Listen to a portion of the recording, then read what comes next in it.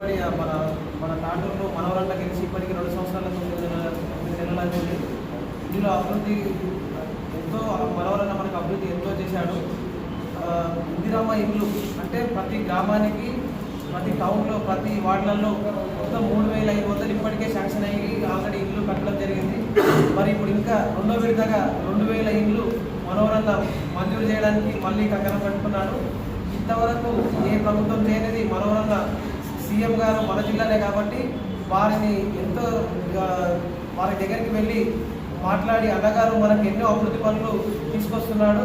అలాగే 23,10,00,000తో గ్రామాల్లో కానీ టౌన్లో కానీ డిఎంఎఫ్టీ నిధుల కింద రోడ్లు వేయించడం జరిగింది. అలాగే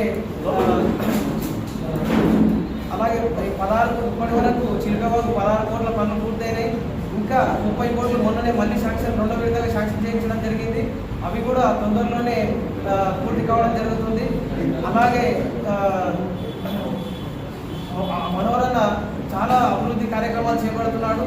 మీరు ఓర్వలేకనే మనవరన్నను ఎన్నో విధాలుగా ఇబ్బంది పెట్టినా ఆయన హల్చల్ మీలాగా ఎప్పుడు చేయలేదు. ఇప్పుడు కూడా ఆయన హల్చల్ ఉండదు, పని చేసి చూపిస్తాడు తప్ప పత్రిక ముందర ఎక్కువ ఏది కూడా చేయడు అన్న. అలాగే ఎన్ని అభివృద్ధి కార్యక్రమాలకి సిద్ధంగా తాగునీటి సమస్య పెద్ద సమస్య. శ్రీశైలం నుంచి మనకి ఇక్కడికి తాండూరుకు రానికే ఏ చిన్న సమస్య వచ్చినా తాండూరులో నీళ్ళు రావడం లేదు. ఒక్క పూట నీళ్ళు కూడా ఇంతవరకు ఎవరు అసలు మా వార్డులో కూడా ఏ వార్డులో అయినా అసలు వాటర్ ప్రాబ్లం పెద్ద సమస్యగా మారింది. దానికి అన్నగారు